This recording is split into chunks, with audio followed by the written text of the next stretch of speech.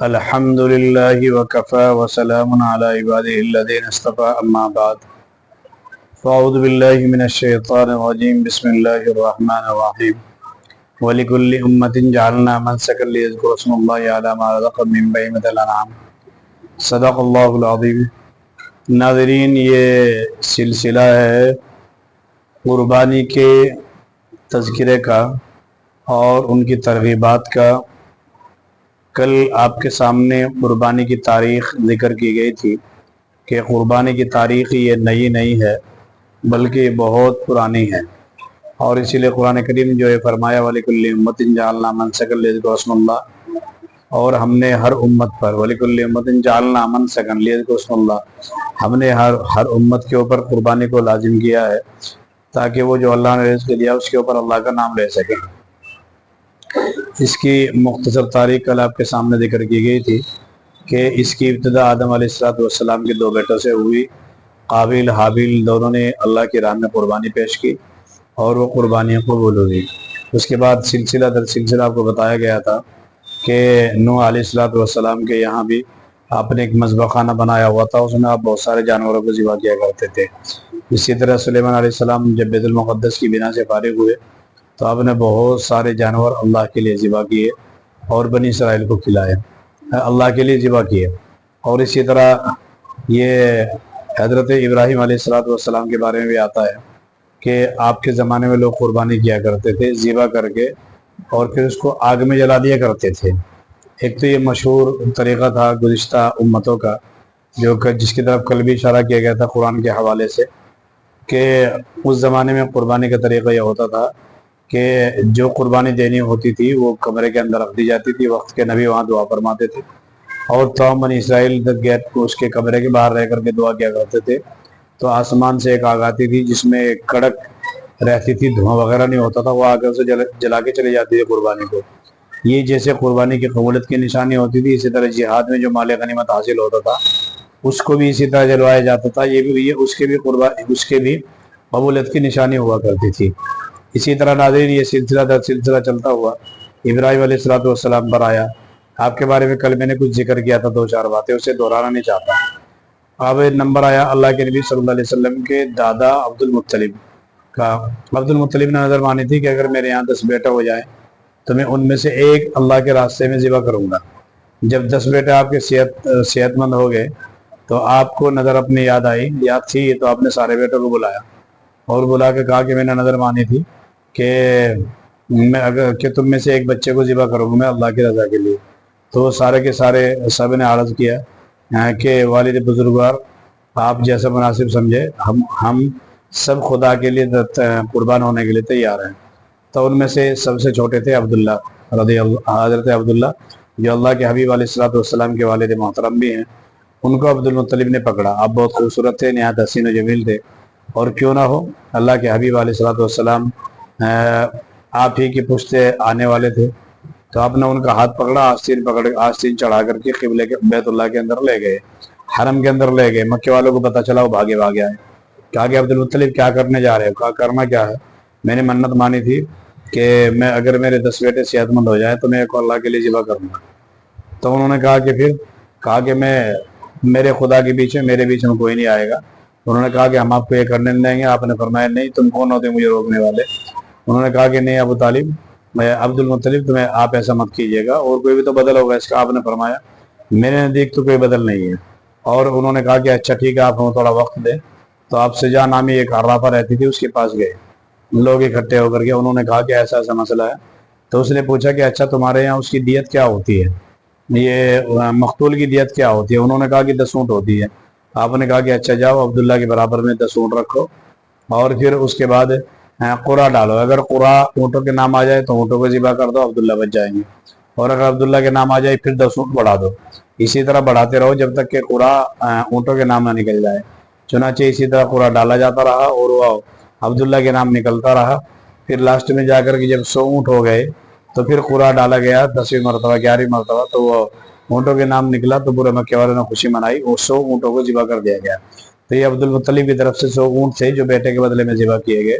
تو گویا کہ آپ کے والد بھی حضرت اسماعیل علیہ السلام کی طرح اللہ کے راستے میں ذبح ہونے کے لیے تیار تھے۔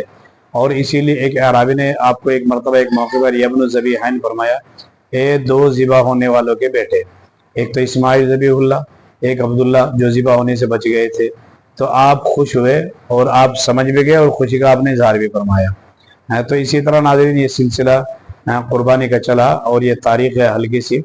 اس کے بعد اب قربانی کل ذکر کیا گیا تھا کہ ابراہیم علیہ السلام کی طرف یہ منسوب اس لیے ہے کہ ابراہیم علیہ السلام سے اس کو ایک خاص رخ ملا ہے۔ اب یہ قربانی کی جہاں تک تعلق ہے فضیلت کا، اس کے بارے میں دو چار حدیث میں ذکر کر دو، پھر اس کے بعد چونکہ ترغیبات بھی آئیں گی اور پھر مسائل بھی آنے ہیں، وقت بہت کم رہ گیا ہے، آج ایک تاریخ ہے چاند کی۔ تو ناظرین جہاں تک تعلق ہے قربانی کا، قربانی اللہ تبارک و تعالیٰ کی نظر میں انتہائی اہمیت کے حامل ہے، اور اسی لیے اللہ تبارک و تعالیٰ نے اس وقت میں یہ ارشاد فرمایا تھا کہ ابراہیم جو تم آج اپنے بچے کو قربان کر رہے ہو، ایک امت آنے والی میرے حبیب کی وہ جانوروں کی قربانی کرے گی، میں انہیں ثواب ایسا ہی دوں گا جو آج تمہیں بیٹا ذبح کرنے کا دے رہا ہوں۔ ابراہیم علیہ السلام نے قربانی کی، اسماعیل ذبیح اللہ کی قربانی کے لیے آپ تیار تھے، کر رہے تھے، تو ادھر سے جبریل امین دمبا لے کر کے آئے، موٹا تازہ فریش، اور یوں سمجھ کر کہ کہیں ایسا نہ ہو کہ ابراہیم خلیل اللہ جلدی میں ذبح نہ کر ڈالے، تو آپ نے اوپر سے ہی خبر دینے کے لیے اللہ اکبر کہا، تو ابراہیم کو آواز آئی علیہ السلام اوپر منہ اٹھا کر دے گا، تو آپ نے فرمایا لا الہ الا اللہ۔ تو اس کے بعد اسماعیل علیہ السلام کی جب پٹی کھلی، انہوں نے دیکھا کہ ان کی جگہ دمبا پڑا ہے، تو انہوں نے پھر فرمایا وللہ الحمد۔ تو یہ ایک تکبیر تشریق ہے جو یاد میں پڑی جاتی ہے، اللہ اکبر لا الہ الا اللہ واللہ اکبر اللہ اکبر للہ الحمد۔ یہ وہی تسبیح ہے جو ان تینوں بزرگوں کے الفاظ ہیں، یہ اللہ کی تعریف میں یہ پڑھی جاتی ہے۔ تو ناظرین اب جہاں تک تعلق ہے قربانی کی فضیلت کا، کئی طرح کی روایتیں ملتی ہیں۔ ایک روایت تو یہ ملتی ہے، اللہ کے نبی صلی اللہ علیہ وسلم نے ارشاد فرمایا کہ قربانی کے دنوں میں قربانی کے جانور کا خون بہانے سے زیادہ اللہ تبارک و تعالیٰ کے نزدیک ابن آدم کا کوئی عمل پسندیدہ نہیں ہے۔ یعنی جتنا عمل پسندیدہ قربانی کے جانور کا خون بہانا ہے، اتنا پسندیدہ عمل اللہ کے نزدیک اس میں قربانی کے دنوں میں کوئی اور نہیں ہے ابن آدم کا۔ ناظرین یہاں پہ ایک چھوٹا سا شبہ کیا جاتا ہے، اسے ذکر کیا جاتا ہے، میں اسے ذکر کر کے اور پھر آگے مسائل کی طرف چلتا ہوں، ترغیبات کی طرف چلتا ہوں۔ وہ یہ ہے شبہ، غیروں کی طرف سے بھی ہے، اپنوں کی طرف سے بھی ہے، ہر بار اس طرح کی باتیں کہی جاتی ہے کہ جی ایک ہی دن میں یا دو تین دن میں جو یہ کروڑوں خربوں کے جانور ذبح کیے جاتے ہیں، اگر یہ پیسہ اکٹھا کر کے کہ چیریٹیبل ٹرسٹ میں لگا دے جائے، یہ اس سے کوئی ہاسپٹلس بنا دے جائیں، یا ڈگری کالجز بنا دے جائیں، یا بڑے مدارس بنا دے جائیں، اور ان میں قوم کے بچے نکلیں، تو یہ فائدہ نہیں ہوگا کیا؟ یہ نہ یہ گوشت تو پوری قوم ہمیشہ سے کھاتی آ رہی ہے، اور اگر یہ پیسے اکٹھے کر کے بچیوں کی شادی کر دی جائے، غریب بچیوں کی دیکھ کر کے پورے شہر میں، یا الگ الگ طریقے سے اور فلاحی کام کر دی جائے، تو فائدہ نہیں ہوگا کیا امت کا؟ تو ناظرین اس کا جواب حافظ صاحب مدد اللہ علی نے اور دوسرے بزرگوں نے کتابوں کے اندر یہ لکھا ہے کہ ہمارا سارا نزلہ جا کر کے دین کے کاموں پر ہی کیوں گرتا ہے؟ سال میں 8,000 10,000 روپے خرچ کرتا ہے بندہ، اس میں یہ ساری چیزیں اسے یاد کیوں آتی ہے؟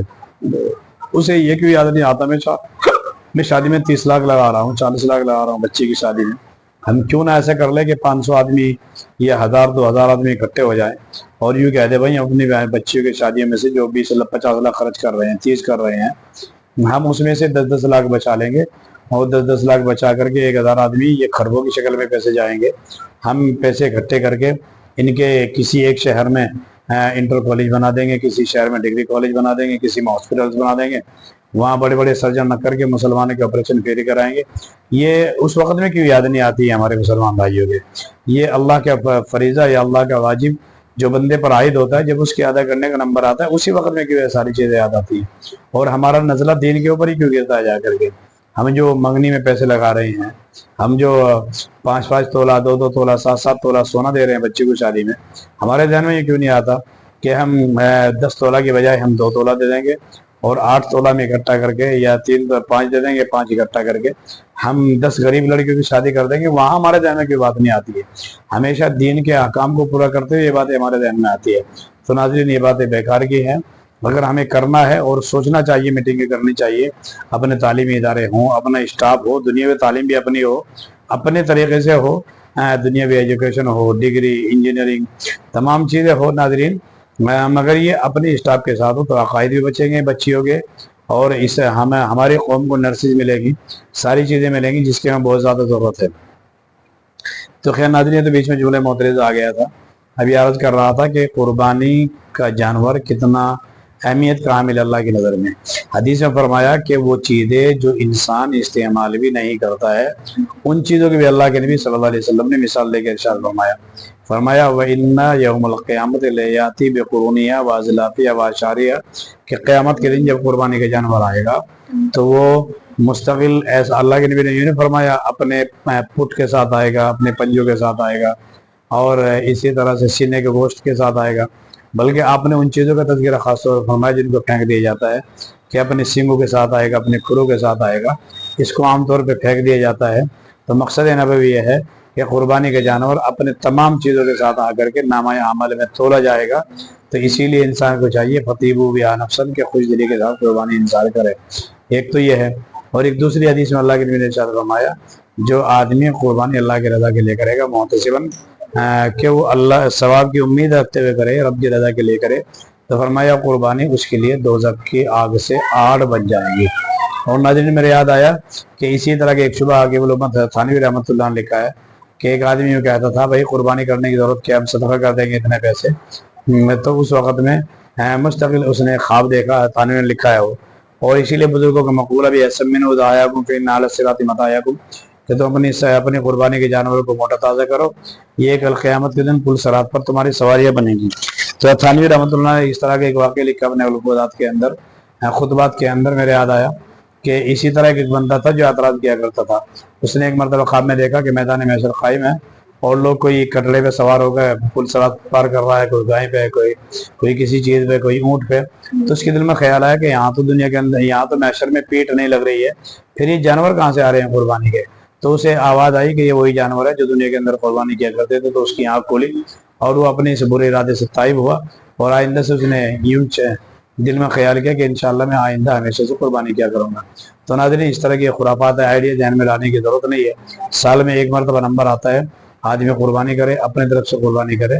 جو واجب قربانی ہے اگر گھر والی پر واجب ہے وہ بھی قربانی کرے، اپنے اوپر واجب ہے خود قربانی کرے. تو اس چیز کا ناظرین دھیان کرے کہ قربانی کرے، قربانی چھوڑے نہیں. یا اگر قربانی ذرا سے چکر میں چھوڑ دیتے تو پورے سال کی برکت کو دھکا دیتے ہیں. ناظرین انشاءاللہ کل سے ترغیبات اور ترہیبات ہی مستقل ذکر کی جائیں گی، پھر مسائل کا آغاز ہوگا. چونکہ دن بھی 9 بچے ہیں، ہمیں اس موضوع کو جلدی سمیٹنا بھی ہے تاکہ آپ جانور وغیرہ لے کر کے قربانی کا انتظام مسائل کی روشنی میں کر سکیں. آپ سے گزارش ہے ہماری ویڈیو کو لائک بھی کریں، دیکھیں بھی، سبسکرائب بھی کریں چینل کو تاکہ قیمتی چیزیں آپ کو وقت پر مل سکے. السلام علیکم ورحمۃ اللہ وبرکاتہ.